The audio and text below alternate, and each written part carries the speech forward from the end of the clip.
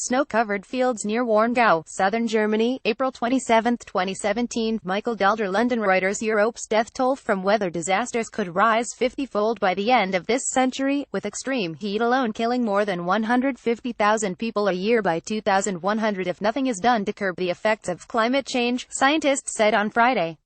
In a study in the Lancet Planetary Health Journal, the scientists said their findings showed climate change placing a rapidly increasing burden on society, with 2 in 3 people in Europe likely to be affected if greenhouse gas emissions and extreme weather events are not controlled.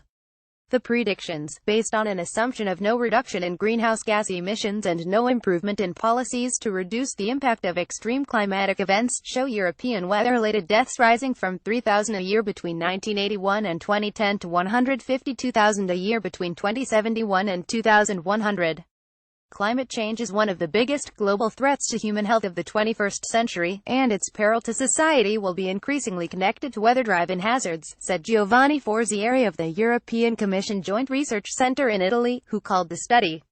He said that unless global warming is curbed as a matter of urgency, some 350 million Europeans could be exposed to harmful climate extremes on an annual basis by the end of the century. The study analyzed the effects of the 7 most harmful types of weather-related disaster: heat waves, cold waves, wildfires, droughts, river and coastal floods and windstorms, in the 28 countries of the European Union, plus Switzerland, Norway and Iceland. The team looked at disaster records from 1981 to 2010 to estimate population vulnerability, then combined this with modeling of how climate change might progress and how populations might increase and migrate. Their findings suggested heat waves would be the most lethal weather-related disaster and could cause 99% of all future weather-related deaths in Europe, rising from 2,700 deaths a year between 1981 and 2010 to 151,500 deaths a year in 2071 to 2100. The results also predicted a substantial rise in deaths from coastal flooding, from 6 deaths a year at the start of the century to 233 a year by the end of it.